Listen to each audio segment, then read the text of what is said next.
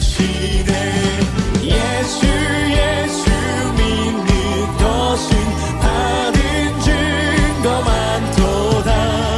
예수 귀한 예수 믿음 더 주소서. 유다의 마지막 시간들을 저희 말씀을 통해서 계속 묵상했습니다. 그 마지막 왕 시드기야가 어떤 모습으로 그 마지막 순간을 맞이하고 있는가 우리가 살펴보았습니다. 근데 그 결말이 참 아름답지 못합니다. 11년 동안 왕위에 있게 하시면서 그 전 왕들과 달리 하나님 앞에서 그 망해가는 나라를 살릴 수 있는 기회를 허락해 주셨지만 그 기회를 제대로 누리지를 못했습니다. 오늘 보면 바벨론이 쳐들어와서 한순간에 예루살렘을 무너뜨리고 유다 나라를 망하게 한 게 아니고 18개월이나 되는 긴 기간 동안 예루살렘 성을 포위하고 있었다고 하는 것을 오늘 말씀해 주시는 것을 봅니다. 정확하게 날짜까지 이야기하세요. 9년 10째 달에 예루살렘을 포위해서 11년 넷째 달 9째 날에 성이 함락됐다. 오늘 이 본문에는 포위한 날짜는 이야기하지 않지만 열흘이라고 다른 성경에 기록이 되고 있습니다. 만 18개월 둘러싸고 있었습니다. 물론 잠시 애국 군대가 왔을 때에 포위를 풀고 떠난 적이 있었지만 곧 다시 돌아와서 포위하고 결국은 함락되는 그런 자리까지 간 것을 보게 됩니다. 여러분, 하나님께서 자기 백성을 얼마나 사랑하시면서 끝까지 기다리고 계시는지, 끝까지 마지막 기회를 허락하고 계시는지를 볼 수 있습니다. 이 18개월의 포위 기간 동안에 결국은 함락되기 전까지 하나님께서 시드기야 왕과 그 백성들에게 예레미야 선지자를 통해서 시종일관 동일한 말씀을 허락해주고 계시는 것을 볼 수 있습니다. 공격이 시작되었을 때 하나님께서 주신 말씀입니다. 21장에 그게 나와 있습니다. 그냥 말씀을 주신 게 아니라 시드기야가 어려움을 당하니까 예레미야에게 사람을 보내가지고 하나님의 뜻을 묻는 가운데 말씀을 주셨습니다. 여러분, 시드기야 왕 막대 먹은 사람 아니었습니다. 우리가 쭉 살펴보지만 예레미야를 선지자로 인정했습니다. 백성들이 두렵고 고관들이 두려워서 비밀로 해달라, 그죠? 그렇게 부탁했지만 사실은 예레미야 선지자를 통해 하나님께서 오늘 자기에게, 이 백성들에게 뭘 원하시는지에 대해서 알려고 하는 마음이 있었습니다. 그리고 또 어떻게 했습니까? 기도 부탁도 했습니다. 전혀 믿음 없는 사람 아니었어요.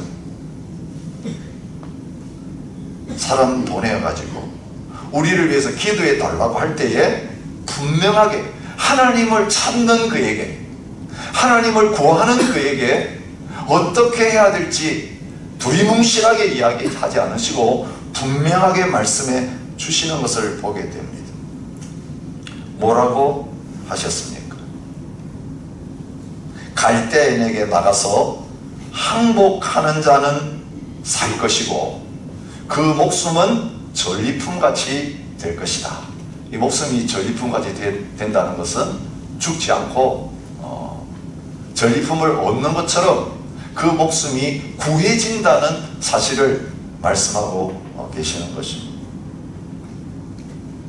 이 성읍 바벨론 왕의 손에 넘김이 될 것이요 그는 그것을 불사르게 될 것이다. 반드시 망하게 된다는 걸 이야기합니다. 거짓 선지자들과 백성들은 이 바벨론 물러가게 해주세요, 이 성이 망하지 않게 해주세요, 그렇게 부르짖고 있는데 참 선지자 예레미야만 분명한 진리를 말합니다. 망하게 된다. 그런데 살 길이 있다. 항복하면 살게 될 거다. 분명한 메시지를 주셨습니다. 그게 1차 약속이었습니다. 자, 우리 두 번째 하나님께서 기회를 주시는 게 우리 지난 수요일 날 생각했던 말씀 가운데 나타납니다. 이번에도 시드기야 왕이 사람을 보냈습니다. 우리 위해서 기도해 달라고 했습니다. 그때 뭐라고 대답하십니까? 동일한 메시지가 주어집니다. 바벨론 군대가 잠시 물러갔습니다. 여러분, 이때 어떤 일이 벌어질지 한번 상상해 보세요. 거짓 선지자들과 백성들은 할렐루야, 우리 기도를 응답하셨다, 이제는 바벨론이 물러가고 우리는 이제 승리를 얻었다, 지금 그런 판이에요. 그런데 여기에 찬물을 확 끼얹는 메시지가 예레미야를 통해서 주어지고 있는 것입니다. 갈대아인이 다시 와서 이 성을 쳐서 빼앗아서 불사를 것이다.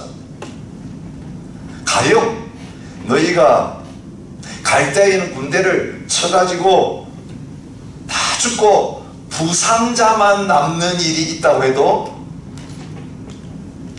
그 남은 부상자들이 일어나가지고 이 성을 다 불사를 수 있다 말씀합니다. 부상자를 통해서도 하나님께서 이 예루살렘쯤이면 끝장낼 수 있다고 아주 분명하게 말씀하시면서 이전에 주신 말씀대로 바벨론 멍에를 메고 빨리 항복하는 것만이 살 길이라고 하셨습니다. 여러분, 어떻게 했습니까? 순종하지 않았습니다. 여러분, 마지막 기회 주시는 거 우리가 이번 주에 말씀을 통해 묵상했습니다. 어제 그제 주신 말씀이죠. 언제입니까? 사람들이 예레미야처럼 죽여야 된다고 말하니까 그 사람들 두려워가지고 감옥 속에다가 집어넣었습니다.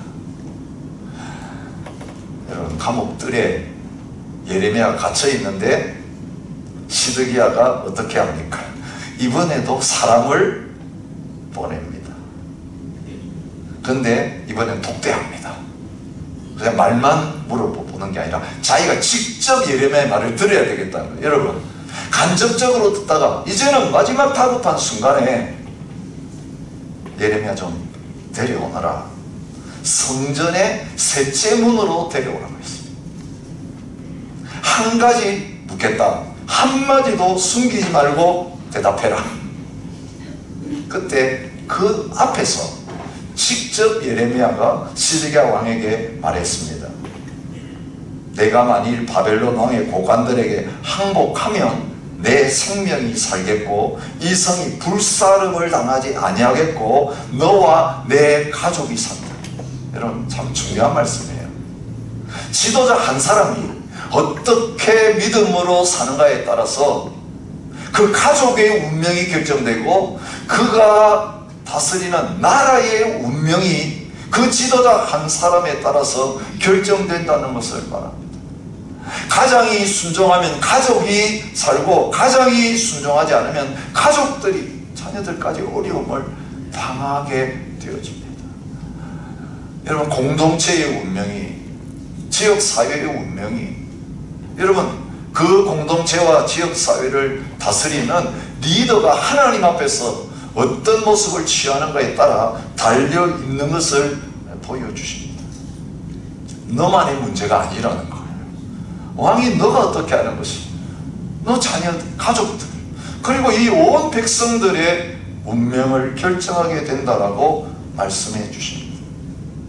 그런데 내가 나가서 항복하지 않으면 이 성이 갈대아인 사람에 넘어가고 이 성이 불살라지게 될 것이고 너도 그 손을 벗어나지 못한다고 했습니다. 여러분, 이 말씀을 듣고 무슨 핑계를 댑니까? 내가 항복하면 먼저 잡혀가 있는 그 백성들이 나를 안 놔둘 겁니다. 여러분, 마지막 순간까지 고려하는 건 뭡니까? 자기 체면입니다. 사람들이 나를 어떻게 할까? 이게 마지막 순간까지 하나님이 어떻게 하시는 것보다 내가 순종해가지고 사람들이 나를 어떻게 대할까? 내가 무슨 손해를 보면 어떡할까? 마지막까지 하나님의 말씀이면 그냥 눈 딱 감고 좌고 우면하지 않고 순종하면 되는데 머뭇거리고 있는 거예요. 여러분, 가룟 유다가 그러다가 결국 예수님을 십자가에 못 박혀 죽는 자였어요. 여러분, 끊임없이 오늘 우리들에게도 그런 일들이 일어나요. 여러분, 예배 드리면서 말씀 듣는 자리에 아무 문제 없죠. 우리에게 아멘이 있죠. 그런데 막상 그 일을 순종하려고 하면 누가 밟힙니까? 사람이 밟혀요. 내 자식들이 밟혀요. 저희 아내가 눈에 밟혀요. 아이고, 늘 같이 살아야 되는데 버릴 수도 없고. 근데 맨날 이거 가지고 이제는 그렇게 시작하면 돼. 나는 삶이 고달프다. 하나님 분명히 말씀하시는데, 여러분, 아내에게 말하는데 바로 그 순간 말해야 되는데, 어떤 때는 한 주 후에, 그리고 또 눈치를 보다가 또 한 달 후에, 이럴 때가 있는 거예요. 저에게 일어나는 일이에요. 여러분에게는 안 일어날 것 같습니까? 안 봐도 뻔합니다. 목사가 이 정도면. 부인이 겁나서, 남편이 겁나서, 심지어 자식이 겁나서, 아니 부모가 겁나서, 하나님 분명히 말씀하시는데, 여러분, 이 시드기야처럼 마지막까지 핑계를 대면 하나님 사정 좀 봐주세요, 그렇게 말할 때, 근데 그 말을 듣고 하신 말씀이 있습니다. 예레미야가 이르되 그 무리가 왕을 그들에게 안 넘깁니다. 오나옵나니 내가 왕에게 아뢰는 바 여호와의 목소리에 순종하소서. 그리하면 왕이 복을 받아 생명을 보존하시리이다. 그러나 만일 항복하기를 거절하시면 여호와께서 내게 보이신 말씀대로 되리이다. 근데 쳐들어왔습니다. 성도 함락되었고 이제는 고관들이 들어와가지고 다 중앙에 버티는 상황까지 되었습니다. 자, 마지막 어떤 반응을 하냐? 그러니까 미리 항복했으면 이런 일이 일어나지 않았을 텐데, 이제는 순종하지, 끝까지 순종하지 않고 버티고 있다가 이제는 성이 다 무너졌습니다. 이제는 그 군대들이 들어왔습니다. 고관들이 딱 성의 중간에 자리를 잡고 있습니다. 사절이 중요합니다. 그때 어떻게 반응합니까? 유다의 시드기야 왕과 모든 군사가 그들을 보고 도망하되 항복하세요 라고 했는데, 미리 항복 안 한 거 괜찮은데 이미 이제는 성이 함락되고 바로 위기가 다가왔는데도 항복하지 않고 도망가고 있습니다. 결과는 어떻습니까? 잡혔습니다. 도망가는 전략이 먹혀들지 않았습니다. 시드기야 눈앞에서 아들들을 죽였습니다. 그 귀족들 죽였습니다. 눈이 뽑혀서 사슬에 매여 끌려갑니다. 성은 불탔습니다. 여러분, 마지막 순종의 길을 놓쳤을 때에 결국은 말씀하신 그대로 이루어지는 그런 결과가 생긴 것을 보게 됩니다.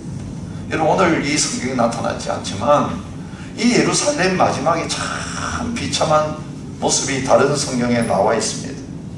여러분, 같은 비슷한 말씀이 예레미야서 마지막인 52장에도 반복되어 나타나고 있어요. 성중의 기근이 심하여 그 땅 백성의 양식이 떨어졌더라. 여러분, 예루살렘 포위하고 있는 동안에 양식을 공급받지 못하니까 가지고 있는 쌓아놓은 양식 먹다가 결국은 그 땅의 백성들이 먹을 양식이 떨어진 것을 보여주고 있습니다. 자, 양식이 떨어졌을 때 얼마나 비극적인 일이 예루살렘이 함락되기 전에 일어났는지 예레미야가 눈물로 하나님 앞에 부르짖었던 예레미야 애가서에 나와 있습니다. 예레미야 애가 2장 20절입니다. 여호와여 보시옵소서. 주께서 누구에게 이같이 행하셨는지요? 여인들이 어찌 자기 열매 곧 그들이 낳은 아이들을 먹으며 제사장과 선지자들이 성소에서 죽임을 당합니다. 4장 10절에도 나와요. 딸 내 백성이 멸망할 때에 자비로운 부녀들이, 여기 말해요, 자비로운 부녀들이요. 여러분, 독한 사람들이, 나쁜 사람들이 그렇게 하는 게 아니라 우리가 자식이면 끔찍하게 사랑하고 아끼는 자비로운 부녀들이 자기들의 손으로 자기들의 자녀를 삶아 먹었도다. 여러분, 이런 일들이 과거의 역사 속에서 일어난 거 여러분 우리가 잘 알고 있습니다. 그런데 이 예루살렘 패망의 마지막 순간에 성경에 이런 일이 일어나고 있습니다. 여러분, 이걸 기록한 이유가 뭡니까? 가나안 땅 들어가기 전에 모세를 통해서 신명기에서 언약의 말씀 주시면서 순종하면 어떻게 되고 순종하지 않으면 어떻게 되는지 복과 저주를 말씀하시는 가운데 하나님께서 말씀하신 그대로 이 일이 이루어진 것을 보여주고 계십니다. 신명기 28장에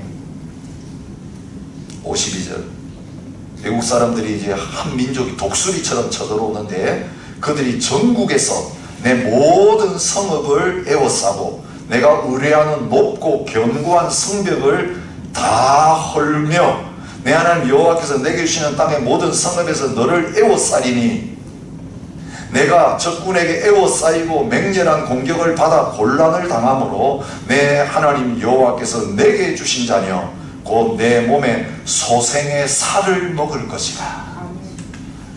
여러분, 이 백성들이 그런 일을 당하고 그런 일을 할 거라고는 상상도 할 수 없는 그때에 벌써 너희들의 미래가 말씀을 순종하냐 그렇지 않냐에 따라서 결정된다고 하면서 아주 구체적으로 기록되고 있는 것입니다.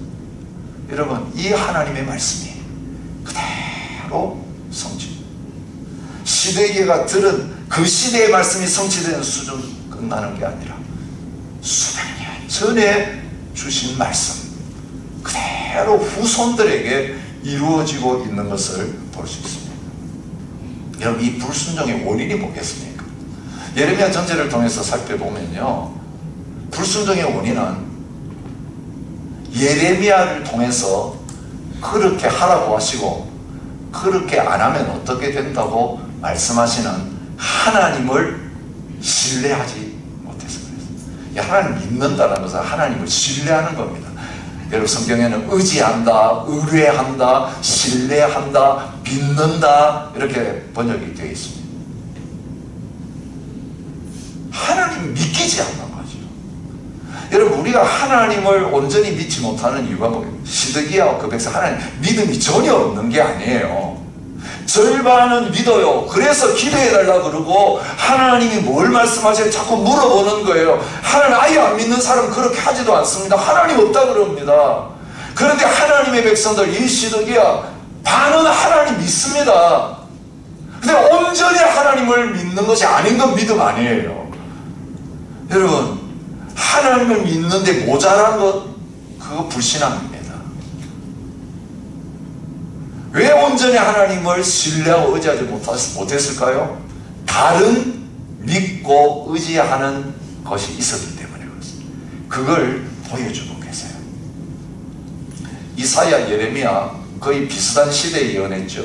이사야 선지자가 예루살렘의 멸망을 예언하면서 3장에 이렇게 말해요. 3장 1절에 보라, 주 만군의 여호와께서 예루살렘과 유다가 의뢰하며 의지하는 것을 제하여 버리실 것이다. 근데 그 유다와 예루살렘 마지막까지 하나님보다도 더 의지하고 기대했던 그게 무언가를 말씀하세요. 그가 의지하는 모든 양식과 그가 의지하는 모든 물과 용사와 전사와 재판관과 선지자와 복술자와 장로와 오십부장과 귀인과 모사와 정교한 장인과 능란한 요술자를 그리하실 것입니다. 또 무엇을 의지했습니까? 이사야 31장 1절 도움을 구하러 애굽으로 내려가는 자들은 화 있을진저 그들은 말을 의지하며 병거의 많음과 마병의 심히 강함을 의지하고 이스라엘의 거룩하신 이를 앙모하지 아니하며 여호와를 구하지 아니하나니. 아직 양식 남아있다는 거예요. 아직 군사 있다는 거예요. 애굽이 도우러 올 거라는 거죠. 아직까지 지도자들이 있다는 거죠. 그들에게 거짓말하는 선지자를 믿었습니다. 믿는 것들을 하나님께서 하나하나 칼로 찔렀어요. 여러분, 이럴 수가 있느냐고 여러분 어떤 일 당하면서 탄식하는 그런 일을 만날 때 다시 한번 물어보셔야 합니다. 너가 여러분 우리가 가장 확실하고 돌다리 두 대를 가지 안전하다고 투자해 바로 그 회사가 그 은행이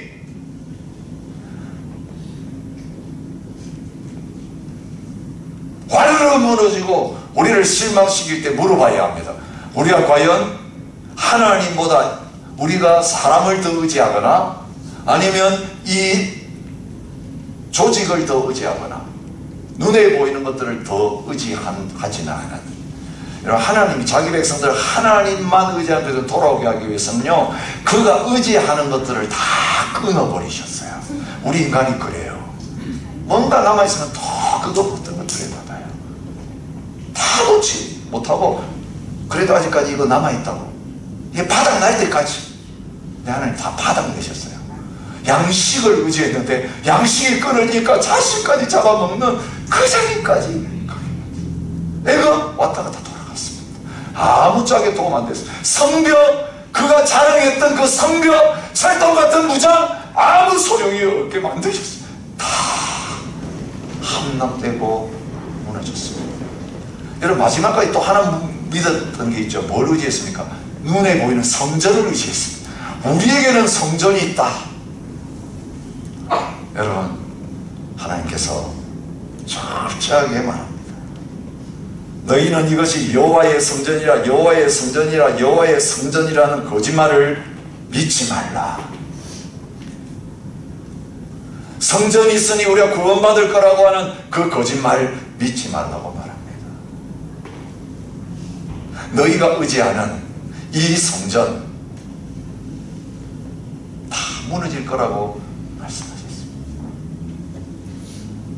여러분, 성전을 믿고 사람을 믿고 가진 것을 믿는 불신앙의 결과 그 모든 것들을 하나님께서 다 가져가시고 이제는 뺏기는 자리에 서게 하셨습니다. 근데 이 멸망의 현장에서 멸망의 사건만 기록하지 않고 오늘 이후에 기록하고 있는 내용이 오늘 본문의 11절부터 마지막까지 기록하고 있는 게 내용이면 이제 끝장났다. 이제는 모든 거 다 잃어버리고 포로로 끌려가면서 이제 끝장났다고 생각하는 그 백성들에게 오늘 두 사람을 통해서 희망의 메시지를 주세요. 여러분, 사람이 메시지예요. 그 사람, 그들은 알고 있습니다. 너무 유명합니다. 계속 나타나가지고 듣기 싫은 소리만 말하는 그 예레미야. 그들은 죽이려고 했습니다. 구덩이에 던져 넣었습니다. 진창에 빠졌습니다. 이제는 끝났구나 생각했는데 누가 건졌습니까? 왕이 건져내서 안 죽는 자리에 있었습니다. 양식도 뒤에서는 공급했습니다. 근데 마지막에 누가 그를 살렸습니까? 바벨론의 군대가 모든 거 다 죽이고 멸망시키면서 이 예레미야 꼭 집어가지고 풀어주라고 했습니다. 구원입니다. 또 한 사람. 여기 이 말씀 참 재미있어요. 15절부터 이 18절 마지막까지 에벤멜렉이라는 사람의 이야기를 하고 있어요. 근데 여기 보세요. 지금 예루살렘 멸망될 때 일어난 일입니까? 아닙니까? 자세히 읽어보면요, 예루살렘 멸망될 때에 일어난 일이 아니라 그 전에 되어진 일이에요. 언제 나오는 말씀이요? 38장에 나오죠. 이 에벤멜렉이 한 일이 있습니다. 어떤 일을 했습니까? 예레미야 편에 섰습니다. 다 등 돌리고 죽이려고 하는데 왕까지도 머뭇거리고 있는데, 그런데 이 에벤멜렉 어떤 사람입니까? 메시였습니다. 그 다음에 이스라엘 백성 아니고 유다 사람 아닙니다. 어느 나라 사람입니까? 구스 사람입니다. 외국인입니다. 이방인입니다.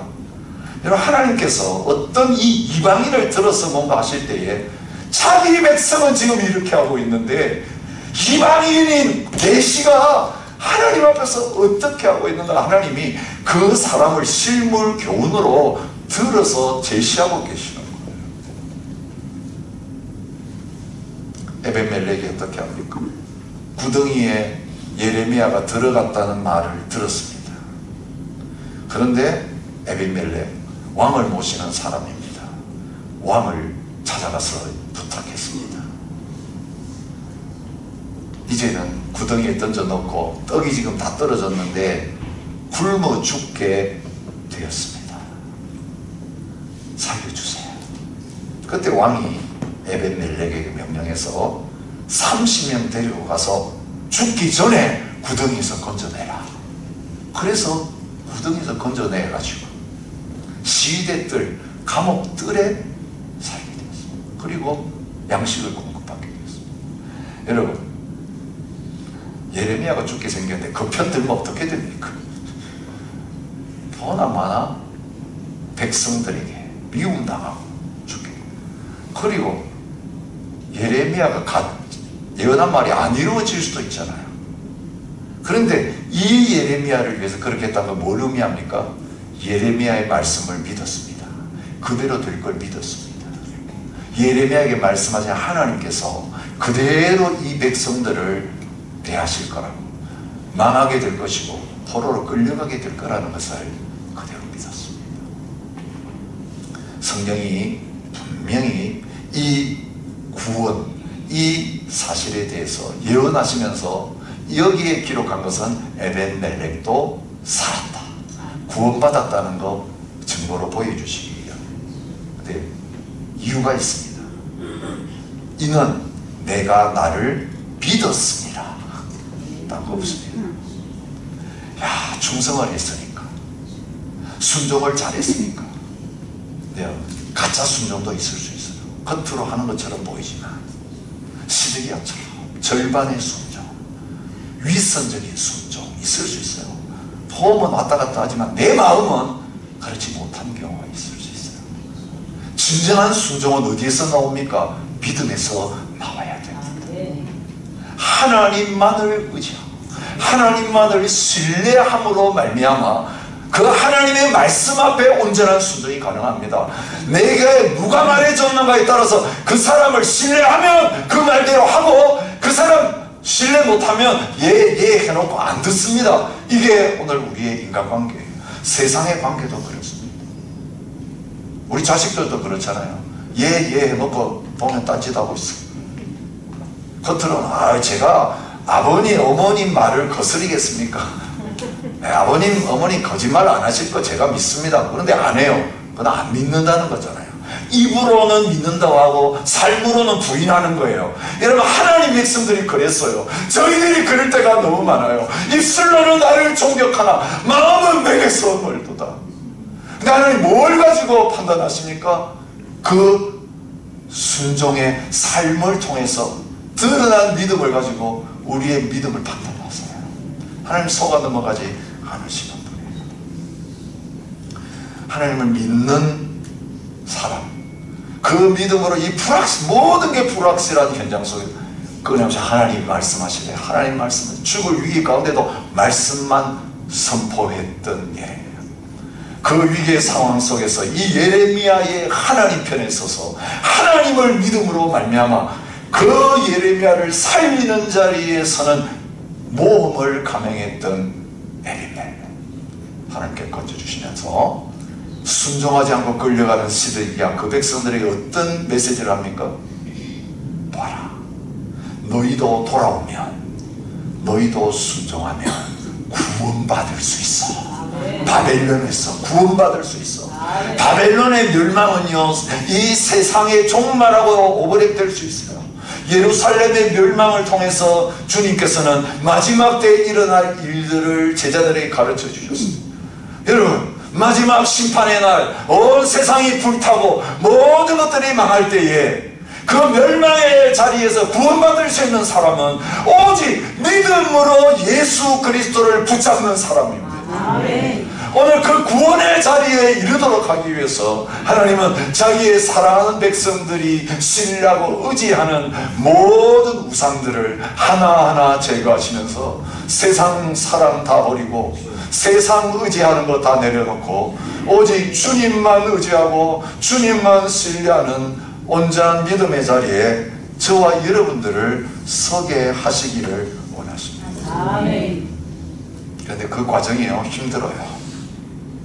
하나님의 처방, 이 거역하는 백성들 다시 돌아와서 구원받는 자리에 바벨론으로부터 자유가 멀었고 이 땅에 돌아와서 성전 세우고 예배하고 하나님 섬기는 그 자리에 오게 하기 위해서 하나님 내린 처방이 뭡니까? 예루살렘 성전 멸망이었습니다. 저는 이걸 극약 처방이라고 부릅니다. 극약 처방. 여러분, 극약 처방을 받고 좋아하실 분 있으십니까? 한 사람의 이야기를 드리면서 말씀을 드리고 싶어요. 우리나라에서 일어났던 일이면 조선시대에 효종 숙종 때에 명의이면서도 영의정을 지낸 허묵이라고 하는 분이 있었습니다. 또 한 사람, 유명한 학자고 정치가였던 송시열이 있습니다. 이 송시열은 우리가 많이 들어보셨죠. 근데 이 두 사람은 완전히 다른 당파입니다. 이조시대가 이 당파 전쟁 때문에 망한 것을 여러분 사극을 보시면 많이 이해하실 거예요. 원수 같은 사이였습니다.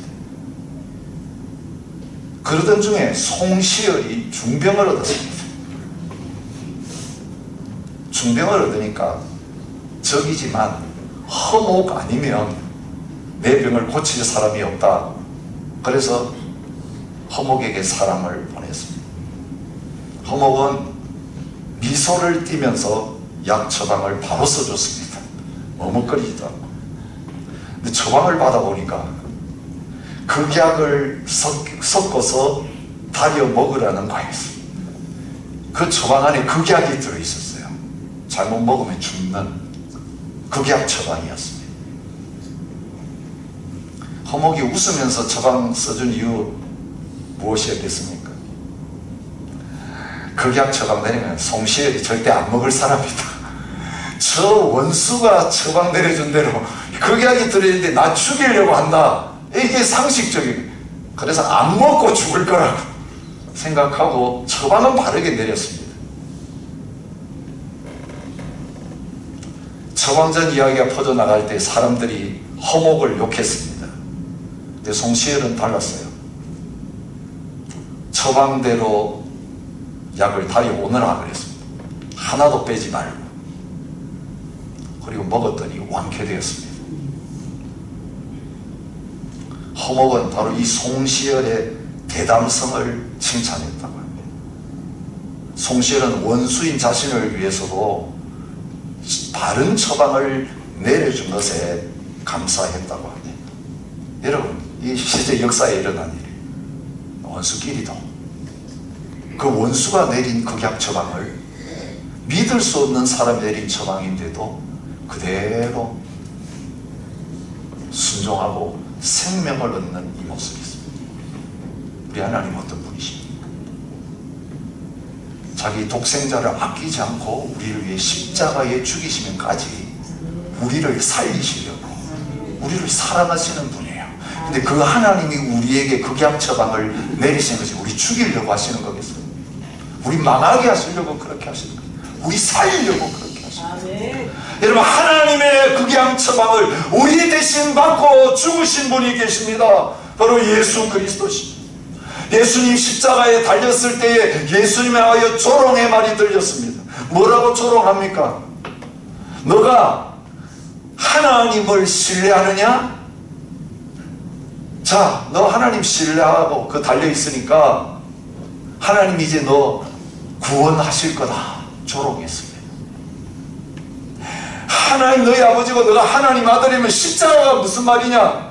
하나님을 너가 마지막까지 믿고 있어? 그래, 하나님이 너 한번 십자가에서 내려오도록 해봐. 이게 예수님의 순종의 길을 가는 그 현장에서 들려온 조롱의 목소리요, 사탄의 조롱이었습니다. 여러분, 오늘 우리가 주의 이름으로 고난을 당할 때 이런 조롱들이 사방에서 들려와요.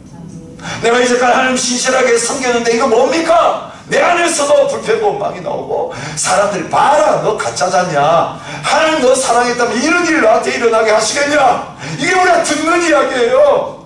근데 속지 마시기 바랍니다. 아멘. 예수님은 그 참소를 당하시면서 어떻게 하셨습니까? 마지막까지 십자가에 달리셨습니다. 그리고 죽기 전에 큰 소리로 부르셨습니다. 아버지, 내 영혼을 아버지 손에 부탁하나이다. 그리고 죽으셨습니다. 온전한 순종, 하나님 아버지를 향한 온전한 신뢰, 죽어도 살리실 하나님, 부활의 하나님을 믿었습니다. 이삭을 바쳤던 아브라함도 죽은 자 가운데서 살릴 것을 믿었기 때문에 그 순종의 길을 걸어갔습니다. 바울 어땠습니까? 복음을 위해 온전히 오시는데 그에게 다가온 것은 사형 선고였어요. 극약 처방이었습니다. 그런데 그 고난 속에 이제 하나님 우리 죽이시려는가 보다 하나님께 사형 선고를 받은 그 환경 속에서 회복된 다음에 이렇게 말합니다. 우리는, 고린도후서 1장 9절, 우리는 우리 자신이 사형 선고를 받은 줄 알았으니 이는 우리로 자기를 의지하지 말고 오직 죽은 자를 다시 살리시는 하나님만 의지하게 하심이라. 여러분, 우리 의지하는 거 이제 다 내려놓으십니다. 이 세상에는요, 우리가 믿고 의지하고 우리를 구원해 줄 대상이 아무도 없습니다.